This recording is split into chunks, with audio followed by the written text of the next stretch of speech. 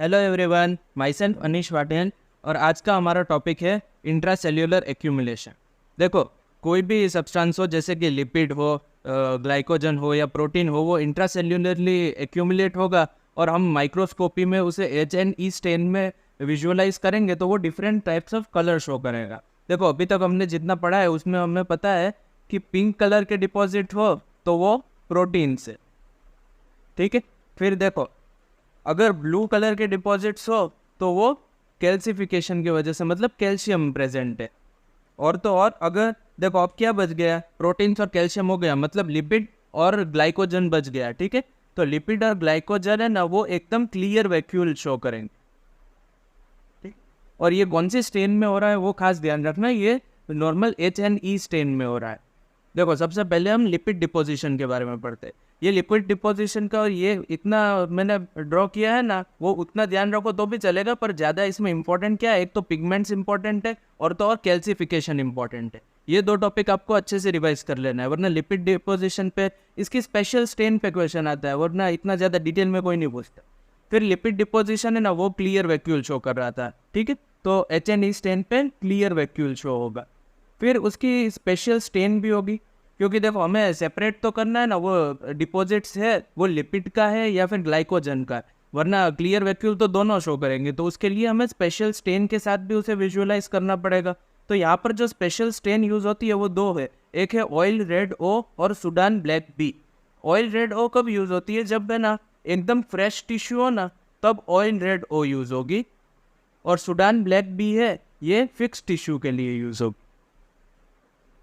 ठीक है। देखो, ये स्पेशल स्ट्रेन खास ध्यान रखना। और लिपिड के डिपोजिशंस में क्या क्या हो सकता है, एक तो ट्राइग्लिसराइड हो सकते हैं, फिर कोलेस्ट्रॉल हो सकता है और फॉस्फोलिपिड का डिपॉजिट्स हो सकता है। मेनली ट्राइग्लिसराइड का ही डिपोजिशन होता है, और ट्राइग्लिसराइड के डिपोजिशन के लिए एक टर्म यूज किया जाता है, इसको हम स्टीएटोसिस बोलते हैं। और ये स्टीएटोसिस कब देखने को मिलता है, जब पेशेंट बहुत ही ज़्यादा अल्कोहलिक हो, अल्कोहल का कंजम्पशन बहुत ज़्यादा हाई हो, या फिर ओबेस पेशेंट में देखने को मिलता है। और ये ट्राइग्लिसराइड मेनली 4 साइट्स पे जाके स्टोर होता है। सबसे पहले ये हार्ट, फिर मसल, किडनी और लिवर। हार्ट में ना इसका टाइगर डिफेक्ट देखने को मिलता है। मतलब क्या, देखो ये हार्ट है और ये पूरा रेड होगा और उसमें ऐसे येलो पैचेस देखने को मिलेगा, एकदम टाइगर की स्किन की जैसा, इसीलिए इसको टाइगर डिफेक्ट बोलते हैं। ये ध्यान रखना, ये एमसीक्यू में पूछ सकते हैं कि ट्राइग्लिसराइड डिपोजिशन पे टाइगर इफेक्ट कौन से ऑर्गन में देखने को मिलता है, तो वहाँ पर हार्ट भी होगा ऑप्शन में, उसको टिक कर देना, ठीक है। देखो, लिपिड डिपोजिशन के लिए इतना ही था। नेक्स्ट हम प्रोटीन का डिपोजिशन देखते हैं। देखो, प्रोटीन का डिपोजिशन है वो H&E स्टेन में इयोसिनोफिलिक है। ये तो मैंने नेक्रोसिस वाले वीडियो में भी बताया था, इयोसिनोफिलिया होगा मतलब पिंक कलर इंक्रीज होगा। और उसके कॉजेज क्या क्या हो गए, एक तो प्रोटीन यूरिया में हो सकता है, फिर नेफ्रोटिक सिंड्रोम में हो सकता है, और हाइलिन चेंजेस में होता है।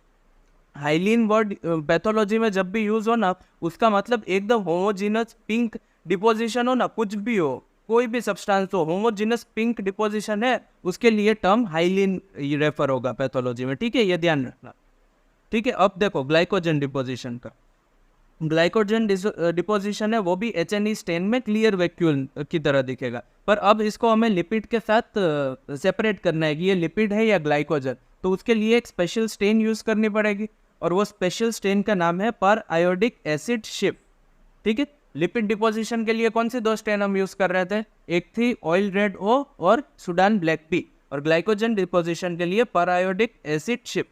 ग्लाइकोजन कब कब डिपॉजिट होगा इंट्रासेल्यूलरली, एक तो ग्लाइकोजन स्टोरेज डिसऑर्डर्स में और एक डायबिटीज मेलाइटस में, ठीक है। इसके बारे में इतना ही जानो काफ़ी है, बहुत ज़्यादा डिटेल में जानने की ज़रूरत नहीं है। अब देखो, सबसे इंपॉर्टेंट टॉपिक कैल्सिफिकेशन। कैल्सिफिकेशन मतलब कैल्शियम का डिपोजिशन जब इंक्रीज हो जाता है उसको हम कैल्सिफिकेशन बोलते हैं। H&E स्टेन में कैल्शियम ब्लू कलर का दिखता है हमें, मतलब बेजोफिलिक होता है। और इसके लिए ये जो दो स्पेशल स्टेन यूज होती है ना, ये बहुत ही ज़्यादा इंपॉर्टेंट है, इसको तो बिल्कुल भी मत भूलना। ये है वॉन कोसा स्टेन और अलिजारिन रेड स्टेन, ठीक है। ये दोनों का नाम याद रखना। फिर कैल्सिफिकेशन है वो दो टाइप के होते हैं, एक डिस्ट्रोफिक और एक मेटास्टेटिक।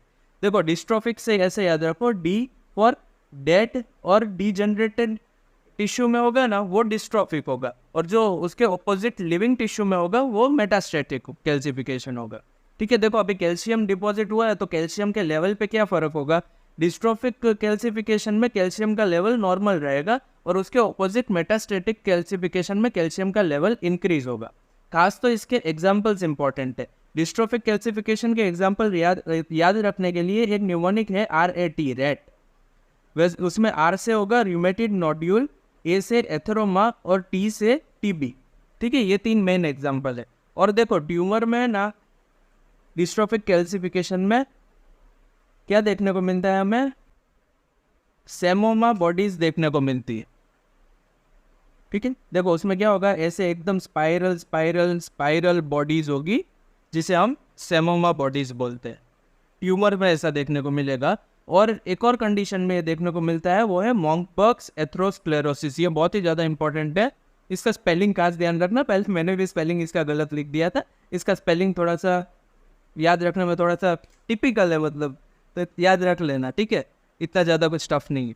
और उसके ऑपोजिट मेटास्टेटिक कैल्सिफिकेशन में कैल्शियम का लेवल राइज हो रहा था। तो यहाँ पर वो सारी कंडीशन होगी जिसमें कैल्शियम का लेवल हाई होगा, जैसे कि हाइपर पैराथायरॉइडिज्म, PTH हार्मोन है वो इंक्रीज हो जाएगा तो उसकी वजह से भी कैल्शियम का लेवल इंक्रीज हो जाएगा। फिर विटामिन डी की टॉक्सिसिटी के कारण भी कैल्शियम लेवल इंक्रीज हो जाएगा। फिर मल्टीपल माइलोमा हो गया और सार्कोइडोसिस हो गए। सार्कोइडोसिस में क्या होता है, मैक्रोफेज होता है ना, वो विटामिन डी के प्रीकर्सर को एक्टिवेट करता है जिसकी वजह से कैल्शियम का लेवल इंक्रीज हो जाता है। और सबसे लास्ट और सबसे इंपॉर्टेंट मिल्क अल्कली सिंड्रोम। इसमें क्या होता है, मिल्क के साथ अल्कली मतलब कोई भी एंटासिड लेते हैं ना हम, तो क्या होता है, ये कैल्शियम का एब्जॉर्प्शन इंक्रीज कर देता है गट में से, एब्जॉर्प्शन इंक्रीज फ्रॉम गट। ठीक है, ये याद रखना। ठीक है, देखो एक बार शॉर्ट में जल्दी से रिवाइज कर देता हूँ। कैल्सिफिकेशन, HNE स्टेन में कैल्सिफिकेशन में ब्लू कलर शो होता है, मतलब बेजोफिलिक्स। फिर स्पेशल स्टेन है वॉन कोसा और अलिजारिन रेड। डिस्ट्रोफिक कैल्सिफिकेशन डेड या और डीजनरेटेड टिश्यू में होता है और कैल्शियम लेवल नॉर्मल होता है। उसके opposite metastatic calcification living tissue पे होता है और कैल्शियम का लेवल रेज्ड रहता है। फिर डिस्ट्रोफिक कैल्सिफिकेशन के एग्जाम्पल को याद रखने के लिए RAT, रैट न्यूमोनिक याद रखना, उसमें रूमेटिड नोड्यूल, एथेरोमा और TB देखने को मिलता है। फिर ट्यूमर्स में सेमोमा बॉडीज देखने को मिलती है, एकदम स्पाइरल शेप बॉडीज होती है, उसको सेमोमा बॉडीज बोलते हैं। और मोस्ट इंपॉर्टेंट एग्जांपल है मोंकबर्ग्स एथेरोस्क्लेरोसिस। ये प्रैक्टिकल में इसका वो स्पेसिमेन भी होता है। ठीक है, तो वहाँ पर भी इसको अच्छे से देख लें। इसके अलावा मेटास्टेटिक कैल्सिफिकेशन के एग्जांपल, सारी कंडीशंस जो कि हाइपरकैल्सीमिया कॉज करती है। सबसे पहले है पैराथायरॉयड हार्मोन का इंक्रीज होना, फिर विटामिन डी की टॉक्सिसिटी, मल्टीपल माइलोमा, सार्कोइडोसिस और milk alkali syndrome. Milk alkali syndrome में क्या होता है, मिल्क के साथ एंटासिड लेने पर कैल्शियम का एब्जॉर्प्शन इंक्रीज हो जाता है गट से। ठीक है, तो कैल्सिफिकेशन के बारे में इतना ही जानना था। नेक्स्ट हम पिगमेंट्स की तरफ चलते हैं। देखो पिगमेंट्स है ना, एक्सोजिनस भी हो सकती है और एंडोजिनस भी हो सकती है। एक्सोजिनस मतलब बाहर से कोई डिपॉजिट्स आए और अंदर डिपॉजिट हो जाए, उसको एक्सोजिनस पिगमेंट्स बोलते हैं। और मेनली कार्बन के डिपॉजिट्स होते हैं। कार्बन जो लोग बहुत ज़्यादा स्मोकिंग करते हैं, चेन स्मोकर टाइप, उनमें उनके लंग्स में कार्बन के डिपॉजिट बहुत ज़्यादा हो जाता है। और तो और कोल माइनर्स में भी कार्बन के डिपॉजिट्स बहुत ज़्यादा होते हैं। ठीक है, मेन तो इसमें एंडोजिनस पिगमेंट्स है। एंडोजिनस पिगमेंट में 3 एग्जाम्पल याद रखने हैं। एक तो आयरन के डिपॉजिट्स हो सकते हैं और उसके लिए स्टेन्स कौन कौन सी यूज़ होगी। देखो आयरन के डिपॉजिट के लिए प्रूशियन ब्लू होगी स्टेन यूज, और मिलेनिन के डिपोजिशन के लिए मेसन फोंटाना यूज होगी, और लाइपोफ्यूशन के लिए ZN स्टेन यूज होगी। ठीक है, ये 3 चीज़ें याद रखना। आयरन के डिपॉजिट्स के लिए प्रूशियन ब्लू, मिलेनिन के डिपोजिशन के लिए मेसन फोंटाना और लाइपोफ्यूशन के लिए ZN स्टेन। इन तीनों में सबसे ज़्यादा इंपॉर्टेंट है ना लाइपोफ्यूशन का केस, क्योंकि लाइपोफ्यूशन का प्रोडक्शन कब होता है, जब लिपिड परऑक्सीडेशन होता है फ्री रेडिकल्स की वजह से। रिएक्टिव ऑक्सीजन स्पीशीज इंक्रीज होगी, उसकी वो लिपिड परऑक्सीडेशन कॉज करती है। ठीक है, इतना तो पता ही है। और जब इसको स्टेन करोगे ना, तो ये लाइपोफ्यूशन कैसे देखने को मिलेगा पता है, एकदम न्यूक्लियस के अराउंड ऐसे ब्राउन कलर के डिपॉजिट्स देखने को मिलेंगे। ऐसे लाइपोफ्यूशन स्टेन होता है, इसीलिए इसको golden brown perinuclear pigment बोलते हैं, क्योंकि न्यूक्लियस के पेरीफेरी में प्रेजेंट है। और लाइपोफ्यूशन के लिए और भी अलग अलग टर्म्स यूज किए जा सकते हैं, जैसे कि साइन ऑफ सेल्यूलर एजिंग, ठीक है। और ब्राउन एट्रोफी, क्योंकि ब्राउन कलर का स्टेन कर रहा है ना, ये ब्राउन एट्रोफी, ये हार्ट में और लिवर में ब्राउन एट्रोफी कॉज करता है, और ये वियर एंड टीयर पिगमेंटेशन भी इसको बोला जाता है। देखो लाइपोफ्यूशन है ना, इसकी एक खास बात है और बहुत ही इंपॉर्टेंट बात भी है कि ये प्रोड्यूस सेल इंजरी की वजह से होगा, पर ये अगर डिपॉजिटेड रहा ना तो ये और ज़्यादा सेल को डैमेज नहीं करेगा फर्दर। ठीक है, ये इंपॉर्टेंट है, ये खास बात ध्यान रखना। इसमें ट्रू और फॉल्स टाइप क्वेश्चन होगा ना, उसमें ऐसा क्वेश्चन होगा कि लाइपोफ्यूशन डैमेजेस सेल, तो वो गलत है। लाइपोफ्यूशन प्रोड्यूस होता है सेल इंजरी की वजह से, पर ये सेल को फर्दर डैमेज नहीं करता। ठीक है, ये खास ध्यान रखना। लाइपोफ्यूशन बहुत ही ज़्यादा इंपॉर्टेंट था। इसी के साथ पिगमेंट्स को भी हम कंप्लीट करते हैं और सेल इंजरी भी अभी ऑलमोस्ट कंप्लीट ही होने वाला है। लास्ट एक वीडियो है जो कि सेल्यूलर एजिंग पे आई गेस रिमेनिंग है, बाकी सब तो मैंने कवर कर दिया है, तो आप इसी तरह पढ़ते रहिए।